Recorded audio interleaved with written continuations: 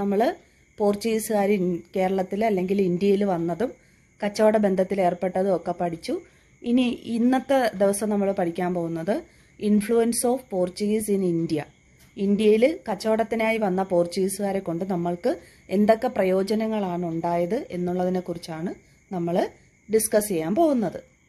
എല്ലാവരും റെഡിയാണല്ലോ? അപ്പോൾ കഴിഞ്ഞ നമ്മൾ ഡിസ്കസ് ചെയ്ത പാഠഭാഗത്തെല്ലാം ഒരുപാട് 1 മാർക്ക് ക്വസ്റ്റ്യൻസ് ഉണ്ടായിരുന്നു. അപ്പോൾ ഇന്ന് ടീച്ചർ ഇത് എക്സ്പ്ലെയിൻ ചെയ്ത് കഴിഞ്ഞിട്ട് അടുത്ത പാർട്ടിൽ ഈ ഡിസ്കസ് ചെയ്ത പോർഷനിലെ ക്വസ്റ്റ്യൻസും ആൻസേഴ്സും ഇടുന്നതായിരിക്കും. അപ്പോൾ എല്ലാവരും വളരെ ശ്രദ്ധാപൂർവം പഠിക്കുക.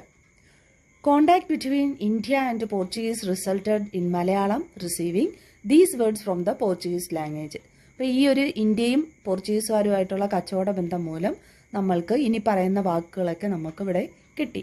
Cashew tree, papaya, guava and pineapple were introduced. അപ്പോൾ അവർ വന്നതിന് ശേഷമാണ് ഈ ഫ്രൂട്ട്സൊക്കെ നമുക്ക് ഇവിടെ ഉപയോഗിക്കാനായിട്ട് നമ്മൾ തുടങ്ങിയത്. അതുകൂടാതെ the first European fort in India was established in Kochi. പോർച്ചുഗീസുകാർ വന്നതിന് ശേഷമാണ് ആദ്യത്തെ യൂറോപ്യൻ ഫോർട്ട് കൊച്ചിയിൽ എസ്റ്റാബ്ലിഷ് ചെയ്തതും അവർ വന്നതിന് ശേഷമാണ്. The regions of Kochi, Goa and Daman Diu came under the rule of Portuguese. പോർച്ചുഗീസുകാരുടെ അധീനതയിലുള്ള പ്രദേശങ്ങളായിരുന്നു Kochi, Goa, Daman Diu etcetera. Printing technology was popularised. പോർച്ചുഗീസുകാർ ഇന്ത്യയിൽ വന്നതുമൂലമാണ് പ്രിന്റിംഗ് ടെക്നോളജി ജനകീയമായത്. Art form such as Chavittu Nadakam and Margamkali wear popularised. ഈ പോർച്ചുഗീസുകാർ ഇന്ത്യയിൽ വന്നപ്പോഴാണ് രണ്ട് കലാരൂപങ്ങൾ, അതായത് ചവിട്ട് നാടകവും മാർഗംകളിയൊക്കെ ജനകീയമായത് ഈ പോർച്ചുഗീസുകാരുടെ കേരളത്തിലുള്ള വരവോടുകൂടിയാണ്. European style of construction was started. ഇന്ത്യയിലുള്ള പല ബിൽഡിങ്ങുകൾക്കും യൂറോപ്യൻ ശൈലിയിൽ നമ്മൾ നിർമ്മാണമൊക്കെ തുടങ്ങിയതും പോർച്ചുഗീസുകാർ വന്നതിൻ്റെ നേട്ടമാണ്. അപ്പം ഏതൊക്കെ രീതിയിലാണ് പോർച്ചുഗീസുകാർ ഇന്ത്യക്കാരെ അല്ലെങ്കിൽ കേരളീയരെ സ്വാധീനിച്ചത് എന്നുള്ളതാണ് നമ്മൾ പഠിച്ചുകൊണ്ടിരിക്കുന്നത്. അപ്പോൾ എല്ലാവർക്കും മനസ്സിലായി കാണുമെന്നറിയാം. ഫസ്റ്റ് യൂറോപ്യൻ ഫോർട്ട് അവർ എസ്റ്റാബ്ലിഷ് ചെയ്തു. Regions of Kochi, Goa, Daman Diu came under the rule of Portuguese. Printing technology was popularised. Art forms ഒക്കെ ഇൻട്രൊഡ്യൂസ് ചെയ്തു എന്നൊക്കെ നമ്മൾ പഠിച്ചു. Christian religious education centres were started. പോർച്ചുഗീസുകാർ ഇന്ത്യയിൽ വന്നതിന് ശേഷമാണ് ക്രിസ്ത്യൻസ് മതപരമായിട്ടുള്ള വിദ്യാഭ്യാസ സ്ഥാപനങ്ങളൊക്കെ ആരംഭിച്ചത്. Training was given in war tactics and European weapons. യുദ്ധതന്ത്രങ്ങളിലും യൂറോപ്യൻ വെപ്പൺസ് ഒക്കെ ഉപയോഗിക്കുന്നതിലും ഒക്കെ ട്രെയിനിങ് നൽകാൻ തുടങ്ങിയതും പോർച്ചുഗീസുകാർ വന്നതിന് ശേഷമാണ്. ഓൾ ഫീൽഡിലും നല്ല രീതിയിലുള്ള ഇൻഫ്ലുവൻസ് ആണ് ഇന്ത്യയിൽ ഉണ്ടായിട്ടുള്ളത്. പൊളിറ്റിക്കൽ ഫീൽഡിലും അഗ്രികൾച്ചർ ഫീൽഡിലും നോളജ് സെക്ടറിലും കൾച്ചറൽ സെക്ടറിലും ഒക്കെ ഈ ഒരു പോർച്ചുഗീസുകാരുടെ ഇമ്പാക്റ്റ് നമുക്ക് കാണാനായിട്ട് കഴിയും. അപ്പോൾ ഇത്രയും നമ്മൾ പോർച്ചുഗീസുകാരെ കുറിച്ചാണ് പഠിച്ചത് അല്ലേ. യൂറോപ്യൻസ് ഇന്ത്യയിൽ വന്നതിനെ കുറിച്ചാണ് നമ്മൾ ഡിസ്കസ് ചെയ്തത്. എല്ലാവർക്കും മനസ്സിലായി കാണുമെന്നാണ് ടീച്ചർ വിശ്വസിക്കുന്നത്.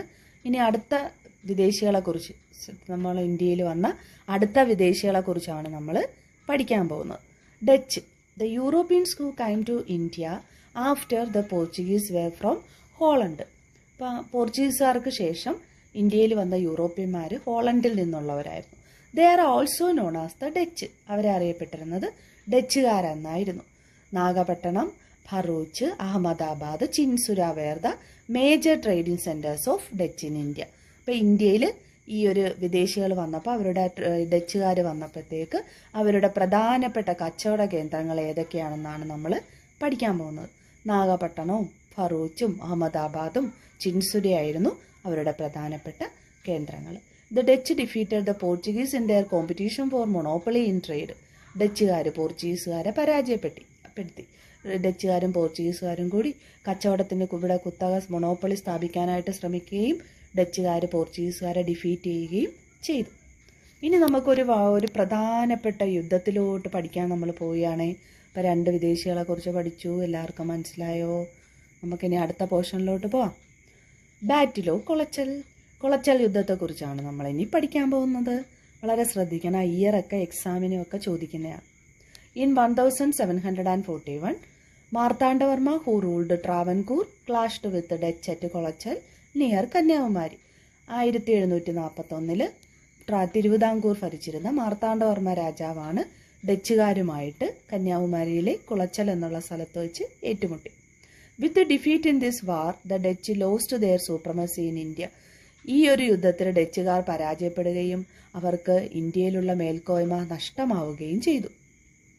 This was the first battle in which European power lost to an Indian ruler. ഒരു ഇന്ത്യൻ രാജാവുമായിട്ട് അവരുടെ പവർ നഷ്ടമാകുന്ന ആദ്യത്തെ യുദ്ധമായിരുന്നു ബാറ്റിൽ ഓഫ് കുളച്ചൽ എന്ന് പറയുന്നത്. ഏത് ഇയറിലായിരുന്നു? In which year it was started? 1700